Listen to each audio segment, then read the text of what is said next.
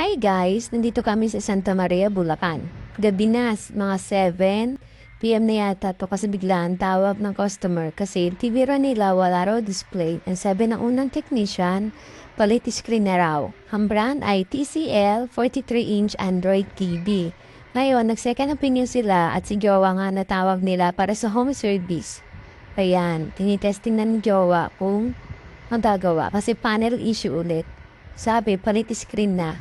Pero ngayon, kinikibat na ni Jowa kung makakaya. Ayan, lumabas na si TCL. Pero, nagpipaid pa siya dyan. Nagpipaid pa yung display niya. Pero, masaya naging dalawang senior citizen na customer namin. Ayan, pinapaliwanag na ni Jowa kung ano nangyari sa panel.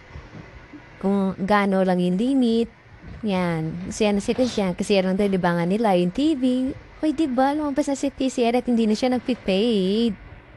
Galing Jowa. O, diba? Another job well done.